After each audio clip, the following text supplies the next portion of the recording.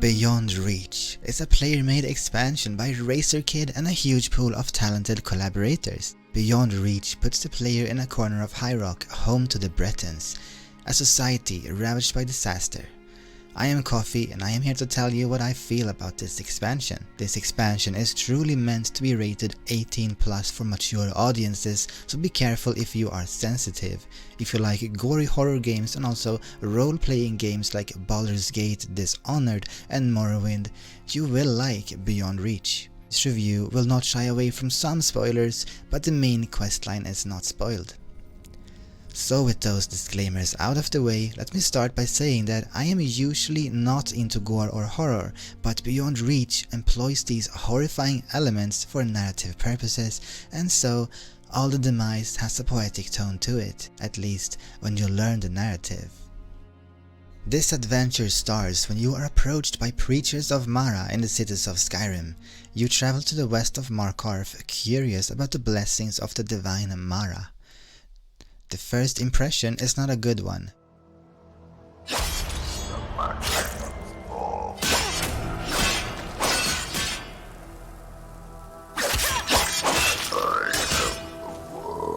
Witchmen are scarier versions of Forsworn, and they are the first to greet your arrival. Then you go to a town to get to know the Bretons that live in this area. Are they friendly? Well, some of them are, some others though. Hey, sweet cheeks. I could go for a pint right about now. Step Come on, aside. what you say? Why are you so tall? Why are you so ugly? Alright then. The exploration is my favorite part of Beyond Reach. You could take quests and simply follow the quest marker for a quick playthrough. However, RazorKid recommends side quests and exploration since it will provide a bigger picture of the world building and lore, which will make the main quest so much more impactful.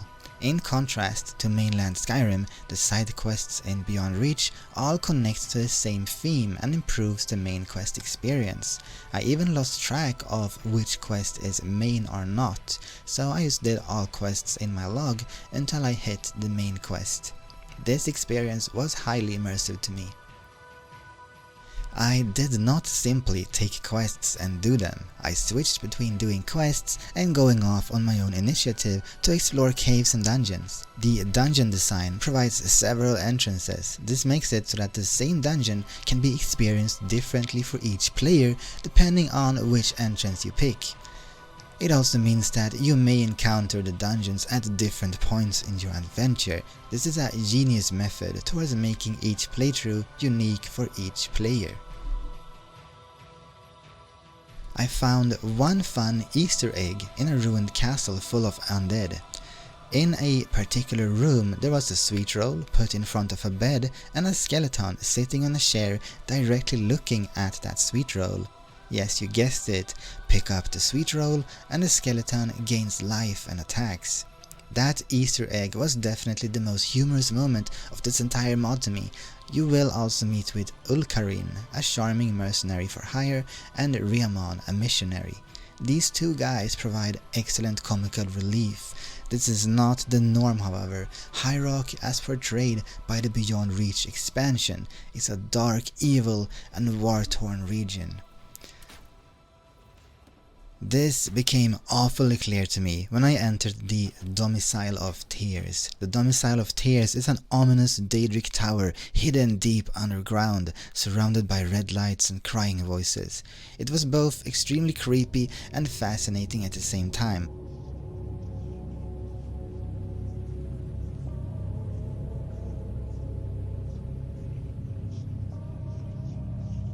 Because I did not expect to find something like this on my average dungeon delving. Usually when I delve into a dungeon in Skyrim, it's just a bunch of enemies in different corridors to clear out and some chests to loot. But in Beyond Reach, dungeons truly hide terrifying secrets, making it worth of the term dungeon. I also found a flaying spell which turned enemies into a pool of blood. Definitely a spell of Daedric origin. This does bring us to the topic of quests.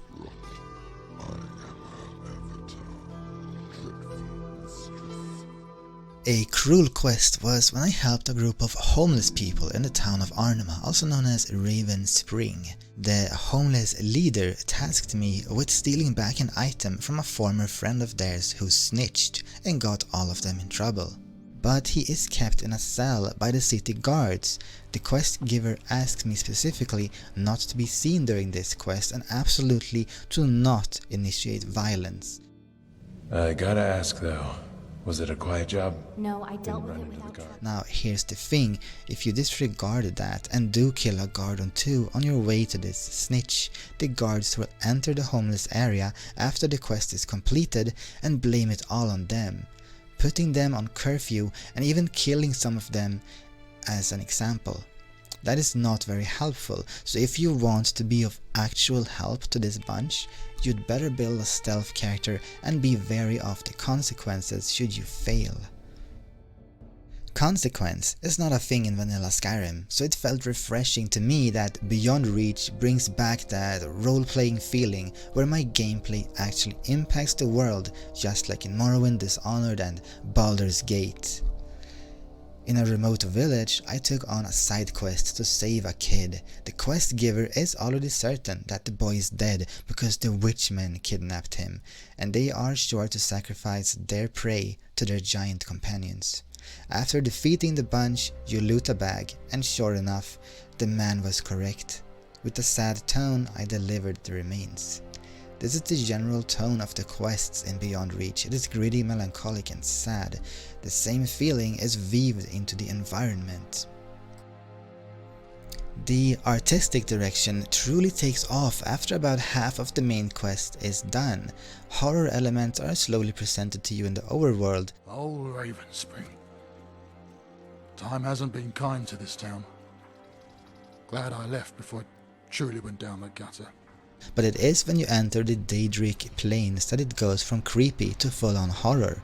These plains are full of giant skeleton ribs, kind of like in Attack on Titan, blood pools, disgruntled cries and screams from all around.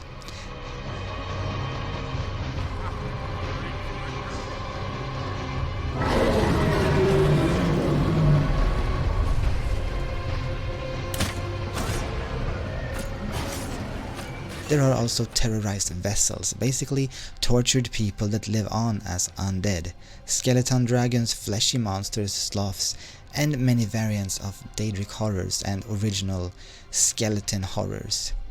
As you may know, in vanilla Skyrim, Daedric lords are plenty, but Daedric monsters are basically non-existent. But fear not, this expansion depicts the horror of Daedric monsters to the next level, or well, maybe you should fear them. Now, for a bit of criticism, during and after a quest called Interloper, the player is put in a separate and non-escapable new world space, and so it has to be completed, but the quest line was glitched for me, so I had to use the console command set stage Arnema main quest 7 space 100. And then go to the area where I needed to go, clear it and escape. So be sure to save before going in or be ready with the console command if the same glitch happens to you. The boss fight design during the horror side quest Gestalt was also janky, so I had to use set stage Arnema rejects Respire quest space 40 to proceed the quest.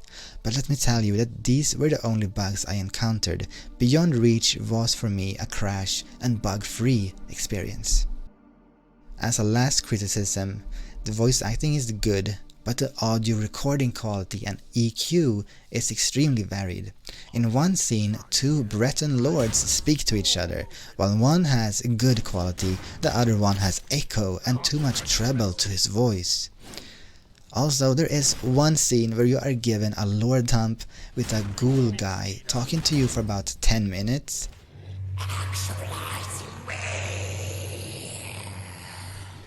The problem is, he talks in a raspy ghoul voice and I could not understand 95% of what he said.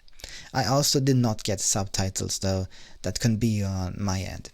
Fortunately, my favorite character Damien is voiced very well and has good audio quality.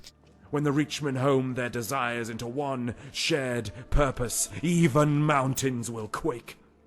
He does not appear until later in the story, but he was by far the most interesting character Prince Damien is a very charming man with a sense of respect and camaraderie. Then again, he says some very extreme things, so the question is, do you value personal acceptance or the greater good? As a final touch to this review, what about the story? I have to heal. Extremes are tempting in dire times when the status quo has proven to have failed. Yet it is often with these extremes that irrevocable damage occurs. An easy way to see how the story is unique is by comparing to Vigilant, a different Skyrim expansion that touches on the same themes of gory horror and Daedric misfortune. They employ these themes differently, however. Vigilant is a Japanese-made mod, so we can see more of a psyche horror approach. The plot involves Daedra playing tricks on men. It is a type of horror that invokes fascination towards the topic of the self and of the occult. It feels good to play that, like getting a good scare from a horror movie. Beyond Reach is a lot more gritty, gory, and poetic. As I see it, Beyond Reach is about the inherent cruelty of man. The Daedra and the horrors found underground is a reflection of the darkness within the heart of men and the war that is going on the overworld. Other reviews say that Beyond Reach is about the theme of hope, but I only find despair. Perhaps you will find hope, however. The story is open for your interpretation, and so I highly recommend to play it yourself if you have about 15 hours to spare. I played it very slowly, completing as many side quests and finding as many secrets as I could, so it took me 20 hours. People say the expansion takes 5 to 10 hours to complete, but I don't see how that is possible without speedrunning and skipping lore, or maybe I'm just a slowpoke. In summary, Beyond Reach is an expansion that provides good dungeon design, a relatable storyline with a coherent world building, role-playing, open-world exploration, and a lot of disgusting monsters. So I will pray to Mara for your well-being in the foul lands Beyond Reach. Have a good playthrough, don't forget to like, comment, subscribe, and to have a good morbid day.